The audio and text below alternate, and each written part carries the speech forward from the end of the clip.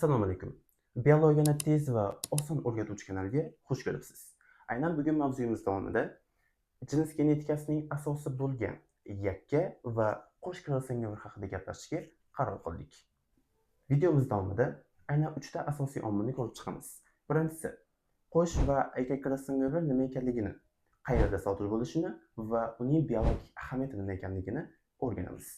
Krossovер jarayoni meyoz bo'linishining profaza bir bosqichida xromosomalarning ma'lum bir qismini egallanishi bilan bog'liq bo'lgan jarayondir. Aynan krossovер nima uchun kerak? Krossover bu jamoa doirasida genlarni to'xtovsiz almashinishda asosiy ahamiyatga ega. Krossover jarayonini Thomas Morgan va uning shogirdlari Drosophila melanogaster, ya'ni Drosophila mevapashasida o'rganishgan.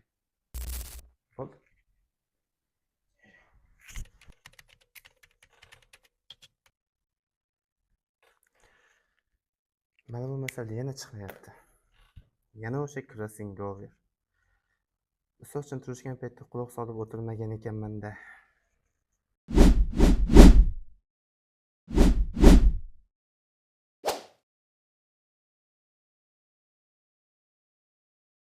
Demak, darsimizni boshladik. Krossovер nima ekanligini tushunishdan avval jins genetikasi yoki bo'lmasam birikkan holda silinish bu nima? Shu haqida ozgina gaplashsak, menimcha maqsadga muvofiq bo'ladi. Birikkan holda silinish bu nima degani? Aynan jinsiy xromosomalarga yoki avtosomalarga ma'lum bir genlarni birikkan holatda avloddan avlodga berilish jarayoni. Tasavvur qilaylik, dominant A baland bo'y, dominant B bo'lsa qora ko'z. Bu X xromosomaga birikkan holatda avloddan avlodga o'tmoqda. Va ko'rinib turibdiki, har ikkala dominant belgi bu organizmda onadan olingan. Va krossovер jarayonida shunga e'tibor berishimiz kerakki, dominant genlar kimdan olingan? Bu ikki xil bo'lishi mumkin. Yoki onadan, ikkalasi ham olingan bo'lishi mumkin, yoki biri otadan, biri onadan olingan bo'lishi mumkin. Har doim vaziyatga qarab ketamiz. Endi tasavvur qilamizki, bu 100% birikdi. 100% birikkan holatda dominant A va B genlari avloddan avlodga normal o'taveradi. Bordi-yu, 100% emas, balki undan kamroq darajada biriksa, 87%. Shunda 100% birikishdan 87% birikishni olib tashlaydigan bo'lsak, 13% bu to'liq birikmaganlik, ya'ni chala birikish bo'ladi. Aynan mana shu chala birikkan 13% qism krossoverne amalga oshirishi mumkin ekan. Yaxshi. Meyoz jarayonining profaza bir bosqichida yuz beradigan bu asosiy biologik jarayon haqidagi ma'lumotlarni aniq olingan mana shu. Endi yana e'tiborimizni qaratadigan bo'lsak, bu ayol organizmning xromosomalar karyotipi. Bu bo'lsa erkak organizmniki. Aytaylik, bizda dominant A va B genlari shu yerda joylashib turibdi. Va men buni tashqi ko'rinishga o'tkazib oldim. Genetipik jihatdan bu D heterozigota, genetipik jihatdan ota organizm bo'lsa D gamozigota retsessiv holatda. Hamda D heterozigota holatdagi ona organizmni D gamozigota retsessiv holatdagi otaga chalishtiradigan bo'lsak, umumiy holatda 4 organizm hosil bo'ladi. Va mana bu ona organizm krossovverlar bilan hisoblanganida 4 ta gameta hosil qilishi mumkin ekan. Ota organizm bo'lsa bitta gameta hosil qiladi. Va davomli darsimiz davomida buni ko'rib chiqamiz.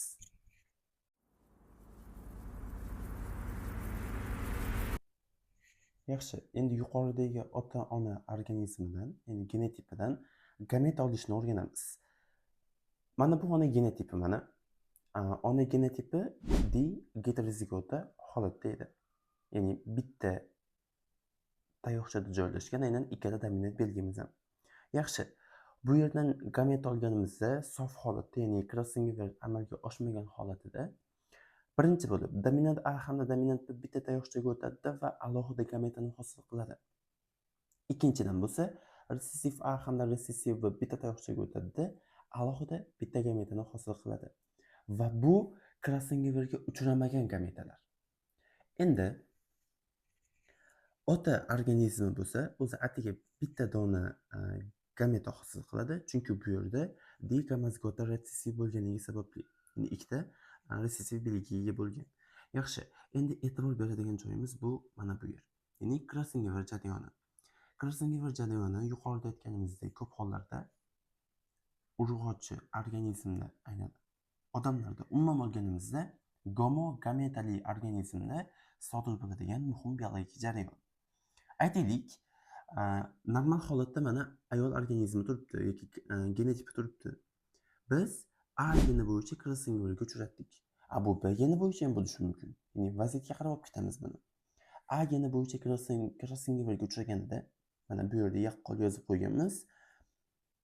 B genlar o'zgarishga uchramagan holatda A genlar o'zaro o'rin almashadi. Ya'ni Krasnovarni amalga oshiradi va mana bu xromosomalarni tutashgan joyni biz ilmiy nom bilan sinapslar deb atashimiz mumkin ekan. Va bunaqa sinapslar juda ham ko'p bo'lishi mumkin aynan xromosomada. Yaxshi, endi bulardan olinadigan gametalar. Normal holatda dominant A hamda dominant B bor edi bizda. Endi Krasnovarlangan holatda resessiv A hamda dominant B bitta gametani, dominant A hamda resessiv B bo'lsa, ikkinchi gametani hosil qiladi ekan. Umumiy ona organizm 4 ta gameta hosil qildi. 2 ta normal, 2 ta Krasnovarlangan. Ota organizm bo'lsa, bitta gameta hosil qildi normal holatdagi. Xo'sh, hurmatli biologik fan ixlosmandlari, Krasnovar jarayonini ham pennetga qo'yishimiz mumkin ekan. Faqatgina endi buni biz xromosomali tayoqcha ko'rinishida pennetga qo'yib olishimiz kerak. Bundan oldingi abzatsimizda 4 ta gameta ona organizmidan, bitta gameta bo'lsa, ota organizmidan hosil bo'lgan edi. Va buni pennetga qo'yib, qanaqa organizmlar hosil bo'lishini ko'rib chiqamiz. Qarang, bu qatorga ota gametasini yozib oldim va bu qatorga bo'lsa 4 ta ona organizm gametasini yozib oldim. Va o'zaro chatishtirib chiqqanimizda 4 ta organizm hosil bo'ladi. Va 4 ta organizmning ikkitasi nokrossoverlar. Qolgan ikkitasi bo'lsa krossoverlar deb nomlanadi. Mana bu yerdan ham yaqqol ko'rishimiz mumkin mana. Digitalizigota holatdagi organizm Krasnovarlanib, birinchi belgisi bo'yicha resessiv gomozigota, ikkinchi belgisi bo'yicha heterozigota. Va bu yerda aksincha, birinchi belgisi bo'yicha heterozigota, ikkinchi belgisi bo'yicha resessiv gomozigota yangi belgiga ega bo'lgan organizm hosil qildi.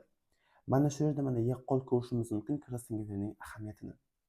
Ya'ni ota-onaga o'xshamagan, unga nisbatan yashovchan, unga nisbatan o'zgargan muhitga moslashuvchan organizmlar hosil bo'ladi. Endi tasavvur qilaylik, bizda masala shartida Krasnovar foizini 4% berib qo'yilgan. Mana. Xo'p, endi nima qilamiz deydigan bo'lsak, Krasnovarlangan organizmlar nechta chiqadigan bo'lsa, berilgan sonni o'shanga bo'lib olishimiz kerak. Chunki mana bu har bittasi alohida Krasnovar foizini beradi va umumiy hammasini bitta qilsak, umumiy Krasnovar foizini berishi mumkin ekan. Ya'ni 4% ni menda ikkita Krasnovarlangan organizm chiqqanligi uchun 2 ga bo'laman. Demak, 2% dan har biri Krasnovarni amalga oshirgan. Endi umumiy 100% organizmdan 4% Krasnovarlanganni ayirib tashlaydigan bo'lsam, 96% bu no krossoverlar uchun qoladi. Va 96 ni 2 ga bo'lsam, Krasnovarga uchramagan gametalar yoki organizmlar 48% dan chiqadi ekan. Ya'ni shu usul bilan no crossoverlar sonini, Krasnovarga uchragan organizmlar sonini yoki A va B genlar o'rtasidagi masofani yoki bo'lmasam organizmning genetik xaritasini tuzish mumkin ekan.